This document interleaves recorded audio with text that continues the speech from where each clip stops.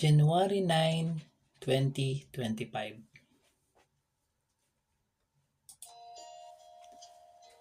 Ang kaligayahan sa pagtuklas. Kaya't ako'y lumapit sa anghel at sinabi ko sa kanya na ibigay sa akin ang maliit na aklat. At kanyang sinabi sa akin, kunin mo ito at ito'y kainin mo. Ito'y magiging mapait sa iyong tiyan, ngunit sa iyong bibig ay magiging matamis na gaya ng pulot.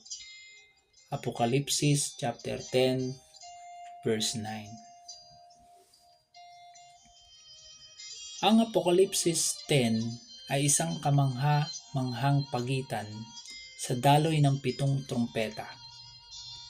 Mula sa pagsusuri sa Apokalipsis chapter 9 verse 13 at chapter 11 verse 15 to 18 ay malinaw na ang Apokalipsis 10 ay nagaganap sa pagitan ng ika-6 at ika-7 trumpeta. Malinaw din na ang pagtunog ng ika-7 trumpeta ay may kinalaman sa mga kaganapan sa ikalawang pagparito, kapag ang mga kaharian ng sanlibutan ay naging kaharian ng ating Panginoon at ng kanyang Kristo, at pagkatapos ay siya'y maghahari magpakailanman.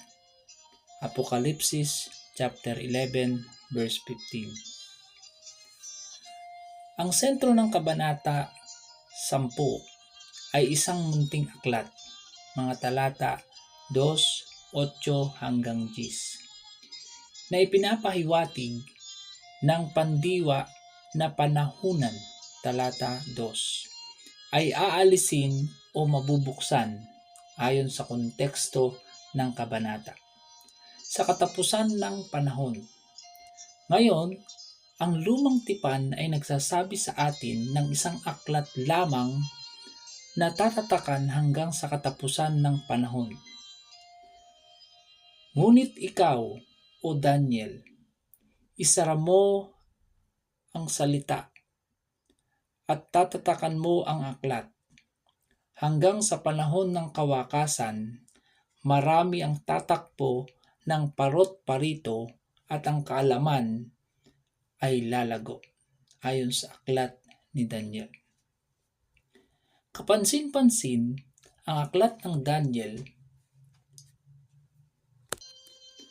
ay may 2 bahagi lamang na tahasang sinabi nito na mananatiling selyado hanggang sa panahon ng kawakasan. Ang isa ay may kinalaman sa 1,260 taon na propesiya ng Kabanata 12. Tingnan ang mga talata 7 hanggang 9. Ang isa pa ay ang Daniel chapter 8 verse 26, kung saan mababasa natin ang pangitain ng gabi at umaga na ibinigay sa iyo ay totoo. Ngunit tatatakan mo ang pangitain, sapagkat ito ay tungkol sa malayong hinaharap. Si Joyce Baldwin, sa kanyang komentaryo sa Daniel chapter 12 verse 4, ay malinaw na binabanggit na ang dahilan kung bakit dapat manatiling naselyuhan ni Daniel ang kanyang huling 2 pangitain ay dahil ang mga ito ay hindi pa napapanahon. Chapter 8 verse 26, chapter 12 verse 9. Kahit na hindi ayon sa lahat ng detalye ng mga ito, gaya ng ipinapakita ni Leon Wood sa kanyang komentaryo kay Daniel, yamang ang tanging pagbanggit sa Kabanata 8 ay isang gabi at umaga ay nasa talata 14. Tiyak na ang tinutukoy nito sa talata 26 ay ang 2,300 gabi-umaga. Kapansin-pansin din na tahasang sinabi ni Gabriel kay Daniel ng 2 beses na ang kanyang pangitain sa Daniel 8 ay aabot hanggang sa panahon ng kawakasan, mga talata 17 at 19.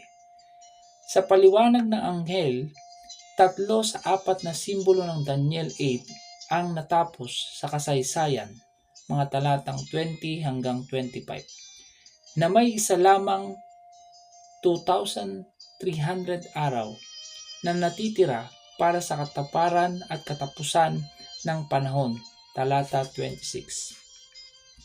Naunawaan ni Miller ang mga bagay na ito, kaya maaari niyang ipahiwatig sa isang tala ang guhit sa Signs of the Times noong Mayo 1841 na ang Apokalipsis 10 ay natupad at ang maliit na aklat ay nabuksan. At totoong matamis ang pagbubukas. Hindi ko kailangan magsalita tungkol sa kagalakan na pumuno sa aking puso dahil sa kasi-kasiyang pag-asa ng malapit ng pagparito ni Jesus. Ang mensahe ng selyadong maliit na aklat ay talagang matamis. Ngunit si Miller, tulad ng karamihan sa atin, ay pinahahalagahan ang mga bahagi ng propesiya na sa tingin niya ay naintindihan niya at nilaktawan ang iba pa. Bunga nito, kahit papaano ay hindi niya naisip ang konklusyon na ang pagbubukas ng mga propesiya ng maliit na aklat ay magdadala sa wakas ng kapaitan at pagkabigo. Apokalipsis chapter 10 verse 8 to 10. Panginoon, tulungan mo kaming matutong magbasa ng bukas ang dalawang mata. Okay. Tayo po ay nadako sa ating pong reflection. Tayo ay nagpapasalamat muli sa Panginoon sa umagang ito, sa napakagandang devotional sa ating pong reflection ay napakaganda na maunawaan natin. Yung ating titulo pa lang ay ang sabi ay ang kaligayahan sa pagtuklas. So sa ating po mga kapatid, dito po sa ating napakinggan, sa ating pong narinig, na si William Miller, sa kanyang pagsasaliksik, ay natagpuan niya at natuklasan niya yung pong itinatagong, maaaring sabihin natin na lihim na nakapaloob sa salita ng Diyos, particular po sa libro ng Apokalipsis. At dito mga kapatid, makikita rin natin para po sa ating mga kaalaman, ang libro po ng Apokalipsis ay punong-puno ng mga pangitain. At ito ay sa mga kapatid na nag-aaral na hindi masyadong naiintindihan ng Apokalipsis o yung tinatawag na libro ng pahayag, ay ang karamihan po kasi dito ay pangitain, karamihan po dito ay mga symbolic, katulad po ng 7 mangkok, 7 iglesia, 7 anghel, di ba?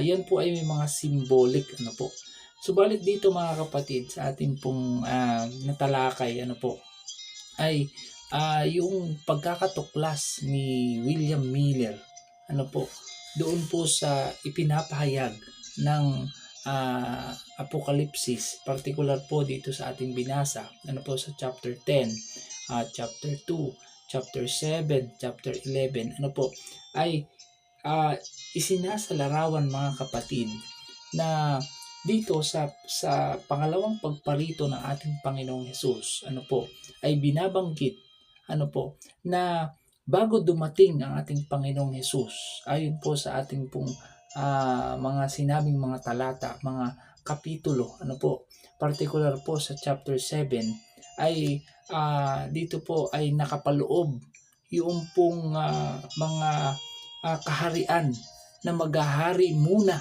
bago maghari, o yung tinatawag na pagdating ng ating Panginoong Hesus. At kung titingnan po natin yung history mga kapatid, ay doon po sa chapter 7, ano po, sa panahon po ni Daniel, ano po, na meron siyang pangitain na nakita niya, at ganoon din yung larawan na ipinagawa, ano po, na larawan na sasambahin nila, ano po, ay yan po ay kung titingnan po natin yan ay very symbolic, ano po, sapagkat yung pong ipinagawa na statue ni Nebuchadnezzar sa panahon ni Daniel, ano po, ay may mga representasyon na mga kaharian. Katulad po noong ng ulo, which is yung pong head of gold, ano po, ay meron pong representasyon po yan. Yung po yun yung tinatawag na kaharian po ng Babylon, ano po. At yung naman pong chest and arms, ano po, which is silver, ay ito naman po ay nagre-representative sa Medo-Persia, ano po. At doon naman po sa belly, ano po, which is belly and thighs, and ito po ay nagre-represent naman po sa Greece, which is yung pong pangatlong kaharian, ano po. At doon naman po sa legs of iron, mga kapatid, ay ito naman po ay nagre-representative sa Rome. So dito po sa ating pong nabasa, mga kapatid, na pakinggan, ano, marami pong pangitain na napaka-technical, ano po, na kailangan ng masusing pag-aaral. Subalit dito po sa ating refleksyon, ano po, ay hindi naman yun ang ating dapat na tingnan, ano po. Ang dapat nating tingnan ay ano po ba yung sinasabi ng mensahe ng ating nabasa o ang ating napakinggan. Kaya nga po reflection. Ano po ba yung nire-reflect nito, ano, sa atin. So sa atin po, mga kapatid, na nag-aaral, nakikinig, at saka ganun din po nagde-devotion, ano po, ay mahalaga, mga kapatid, yung tinatawag na reflection, ano po, yung mensahe ng ating napakinggan para sa atin.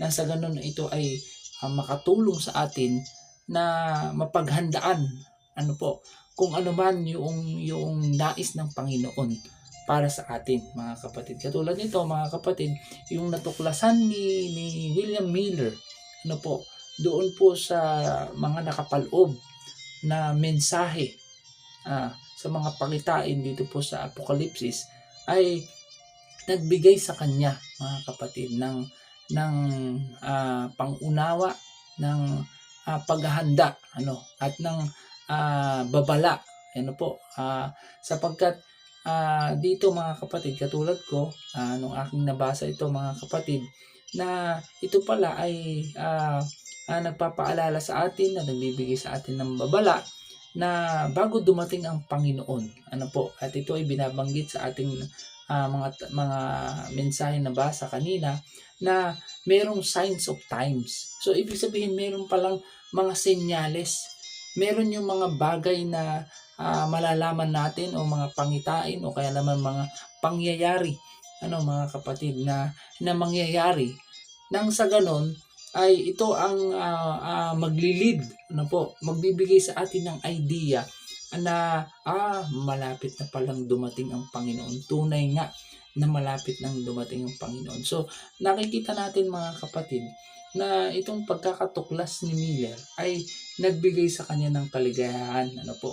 Katulad ko, siguro kung hindi tayo nagbabasa ng salita ng Diyos, hindi tayo nag-aaral, ano po, ay siguro napakahirap maunawaan, ano po, ang mga bagay-bagay na nangyayari sa mundo, ano po. Katulad ng ating hinihintay na tagapagligtas at Panginoon ng ating mga buhay sa kanyang pangalawang pagdating, ay napakahirap na wala tayong nalalaman o wala tayong idea, di ba?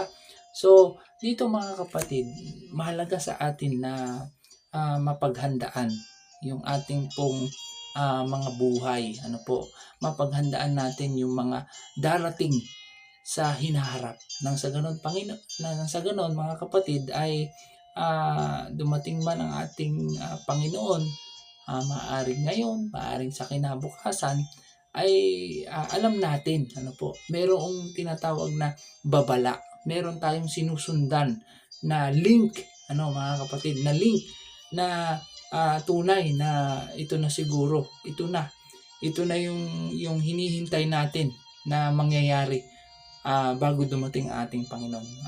Maaaring katulad ng ating mga nababasa na hindi darating ang Panginoong Hesus kapag ang mabuting balitang kaligtasan ay hindi pa naipangaral sa sangkatauhan o sa sandaigdigan, mga kapatid. So, isa rin sa mga senyales, mga kapatid, signs of time.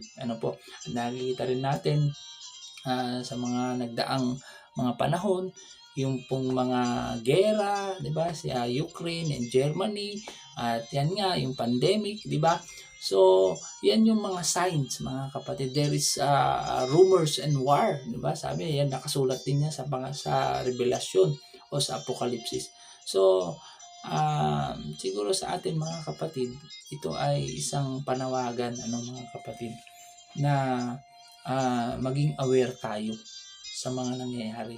Nang sa ganun ay malaman natin at makita natin kung nasaan na ba tayo, mga kapatid. Kung nasaan na ba ang ating tinatahak na landas, kung ang ating ang mundo ba ay malapit ng magwakas at ang ating Panginoong Hesus ay malapit ng dumating. So, ito yung ating reflection sa umagang ito. Dalangin natin, mga kapatid, na pagdating ng araw, 'di ba?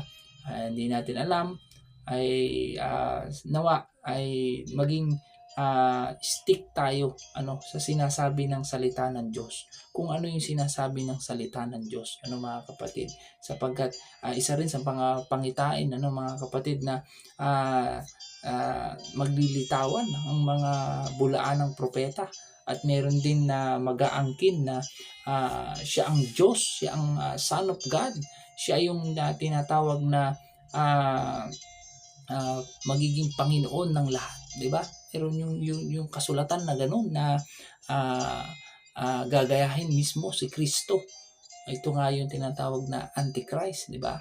So, tayo, mga kapatid, mahalaga talaga na tayo ay mag-aral ng salita ng Diyos, at nang sa ganon matuklasan natin ang nais ng Panginoon para sa atin at sa hinaharap na mangyayari, mga kapatid. So, yun lamang po yung ating reflection sa umagang ito. Sana po ay tayo ay natuto, meron tayong aral na natutunan, at sana, mga kapatid, ay hanggang sa wakas, mga kapatid, ay sikapin natin na makapag-aral ng mga banal na salita ng Diyos, sapagkat sa kanyang mga banal na salita ay tayo ay natututo, tayo ay nagiging aware sa mga nangyayari, at higit sa lahat, mga kapatid, tayo ay napapalapit sa ating Diyos na ating pong pinaglilingkuran. So, yun lamang po, mga kapatid. Mapagpalang araw po sa ating lahat. God bless po ulit.